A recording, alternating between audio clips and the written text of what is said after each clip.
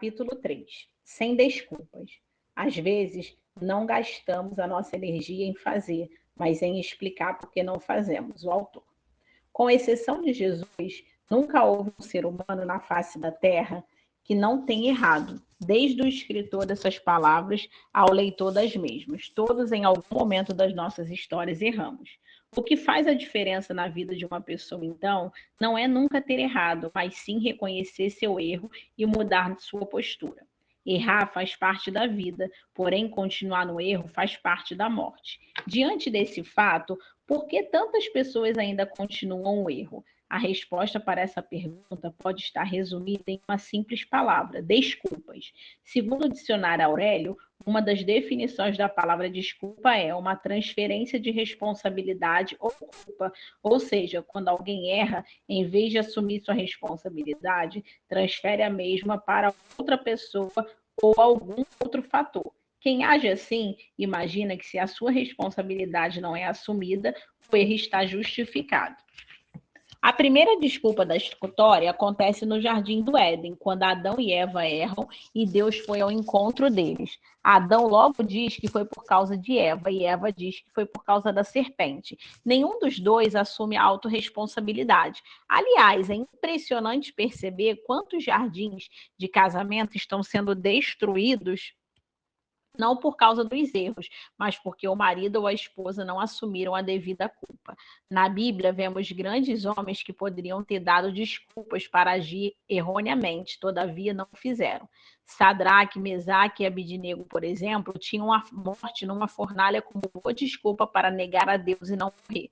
Suas desculpas podem ser boas, mas não justificam o seu erro. Esses homens escolheram abandonar as próprias desculpas e viver o sobrenatural. Você escolhe ou passa a sua vida dando desculpas ou vive a glória de Deus. As duas coisas ao mesmo tempo não são possíveis. A psicologia chama esse instinto de se desculpar de mecanismo de defesa. Muitas vezes, para não nos sentirmos desconfortáveis com nossas ações e precisarmos mudar de atitude, nos defendemos dessa mudança por meio desses mecanismos. Esse processo, muitas vezes inconsciente, de se justificar leva o indivíduo a manter-se errando e a continuar prejudicando seus relacionamentos. De agora em diante, veremos alguns mecanismos que inconscientemente podemos usar para não transformar nossa atitude. Racionalização. Ouvi certa vez a história, infelizmente real, de um pastor que estava num caso de adultério. Por muitos anos, ele se manteve nesse caso extraconjugal e exercendo seu pastorado. Até que um dia um dos membros de sua igreja descobriu o fato e o confrontou, dizendo: Pastor, como o senhor conseguiu manter esse caso por tanto tempo e exercer o seu pastorado sem peso na consciência quanto ao seu erro? O pastor deu uma pausa e justificou o erro do seu adultério da seguinte forma: Irmão, eu descobri que Deus é bom e quer a minha alegria, e Ele sabe que se eu deixar esse caso extraconjugal, vou ficar muito triste. O que esse pastor fez para não se sentir culpado e mudar a sua postura foi um processo mental chamado racionalização, quando de forma racional buscamos algo para nos apoiar e justificar nossa atitude. Nesse processo, muitas vezes distorcemos a verdade em nosso favor, com o intuito de nos sentirmos bem e não percebermos que podemos machucar as pessoas à nossa volta. Muitas vezes, do ponto de vista racional, até podemos ter alguma razão, podemos usar circunstâncias externas de tal forma que, ao final, tudo indique que estamos certos, porém, na prática, continuarmos completamente errados. Tempo, dinheiro, falta de apoio e sentimentos, tudo isso pode ser usado como fator para justificar racionalmente o que na prática não se justifica. O rei Saul, quando cometeu o terrível erro de oferecer sacrifícios por conta própria, teve um processo de racionalização muito claro para justificar não ter esperado Samuel para fazer isso. Então disse Samuel: Que fizestes? Disse Saul. Porquanto via que o povo se espalhava de mim, e tu não vinha nos dias aprazados, e os filisteus já o tinham ajuntado em Miquimais, eu disse: agora descerão os filisteus sobre mim a Gigal, e ainda não aplaquei o Senhor. Assim me constrangi e ofereci o holocausto. O povo tempo e inimigos foram fatores usados por ele para justificar a sua desobediência. Do ponto de vista racional, parece até fazer sentido. Afinal, se o povo o abandonasse e os filisteus chegassem, ele poderia perder a guerra. Contudo, isso não justifica desobedecer um mandamento ao Senhor. Somente sacerdotes e profetas podiam oferecer sacrifícios. Embora tivesse suas razões, ele ainda estava completamente equivocado. Prefira pedir perdão, mudar e estar aparentemente certo.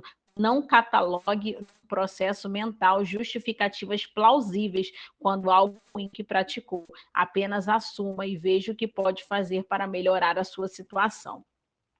Compensação. Para justificar nossos erros, podemos usar um mecanismo de defesa chamado compensação, no qual justificamos os erros de hoje pelos acertos de ontem. Enumeramos acertos do passado apenas como defesa para não mudar no presente. Não percebemos que o acerto de ontem não justifica o erro de hoje. Escondemos assim os erros na sacola de nossos acertos. Erla Wilson afirma: se o que fez ontem ainda lhe parece muito importante, então você ainda não fez o suficiente no dia de hoje. Por uma boa obra realizada, muitos se veem no direito de relaxar e fazer coisas nocivas a si mesmo e a outros como sistema compensatório pela boa obra realizada.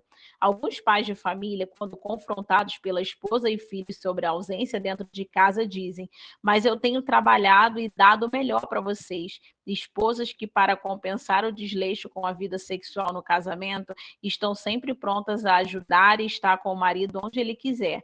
Agindo dessa forma, fazem concessões a si mesma, achando assim que podem ter o direito de continuar errando pelos grandes sacrifícios que fazem.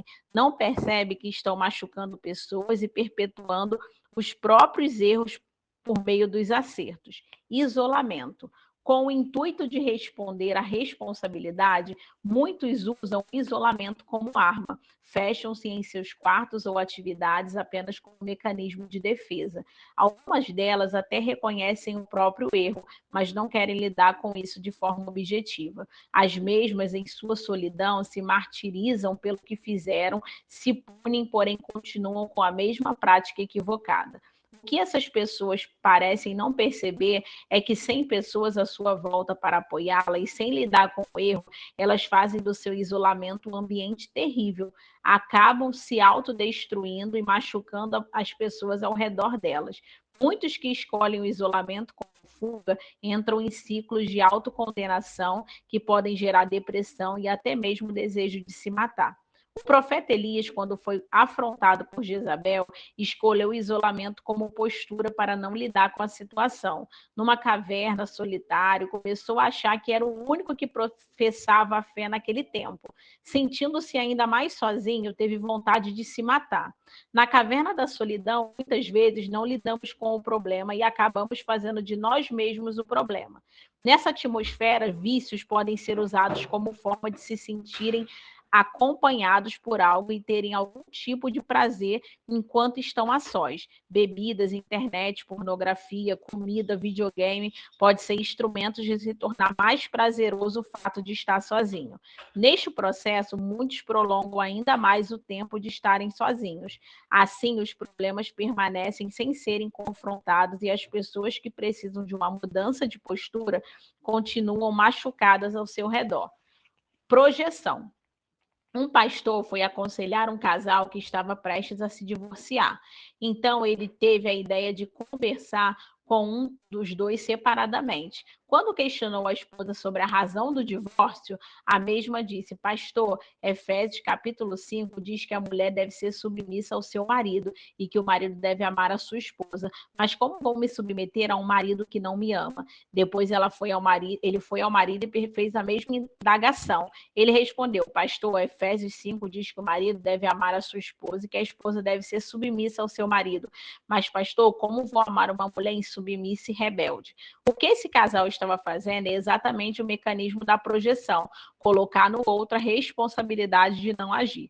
Na projeção, percebemos o erro do outro, mas não assumimos o nosso. A projeção tem acabado com muitos relacionamentos, o enfraquecido, pois nossos processos acabamos nos colocando num patamar de estarmos sempre certo e os outros sempre errado. Fazendo assim, exercemos uma pressão insuportável sobre nossos relacionamentos. Se não mudarmos, o destino pode ser o pior. Algumas pessoas chegam ao cúmulo de não perceber absolutamente nada de errado da parte delas. Diante de uma crise, não conseguem notar que as próprias atitudes impulsionaram a pessoa ao seu lado a agir da maneira que agiu. Destacam a ação do outro e escondem o que fizeram. São semelhantes às crianças que choram e reclamam que o pai lhe bateu, mas quando pergunta sobre o que ela fez para o pai a repreender, afirma que nada fez. Quando Deus nos chama a vencer o mal com o bem, ele está nos chamando a agirmos de maneira diferente do outro, a sermos dirigentes e não dirigidos. Se o outro não assume o erro, assume o seu, peça perdão.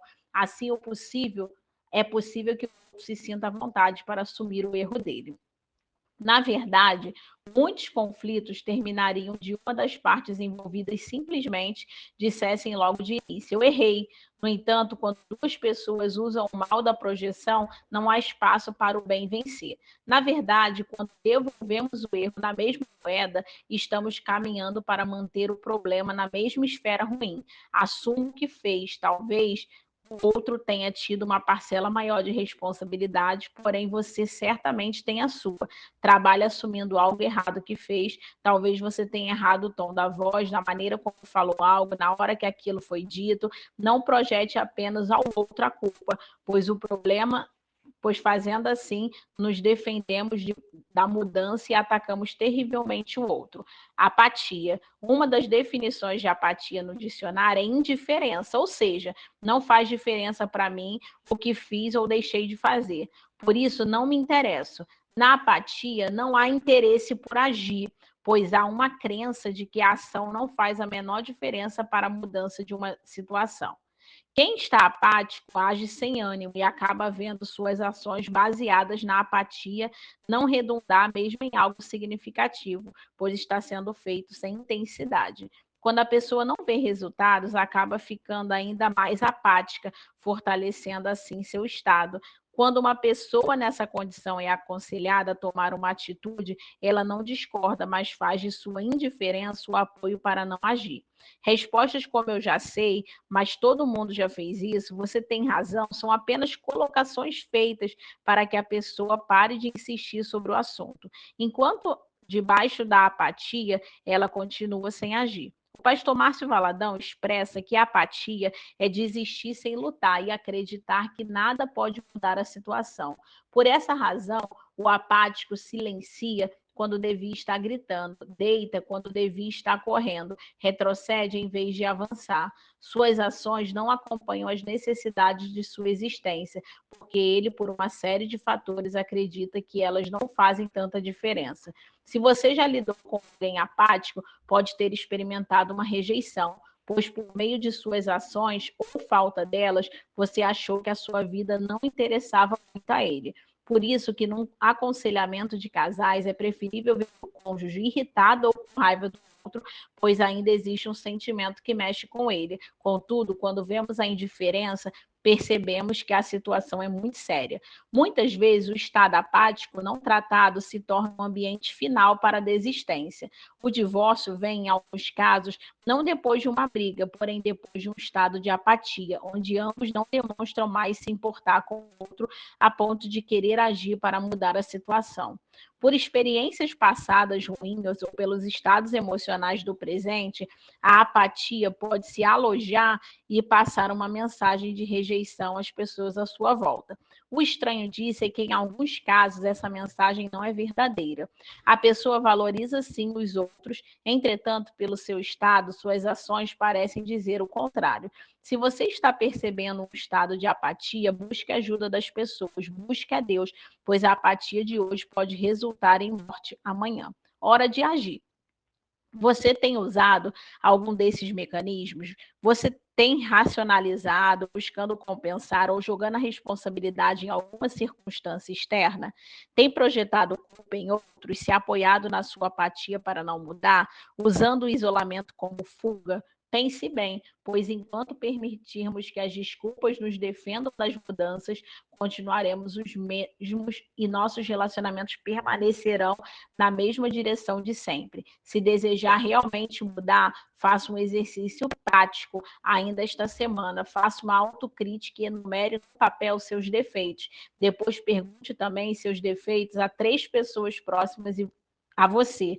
Ouça em silêncio e apenas anote. Ainda em silêncio, perceba que desculpas vieram à sua cabeça enquanto a pessoa falava. Identifique-as e também anote, pois muitas vezes usamos esse mecanismo de defesa em outras ocasiões e não percebemos.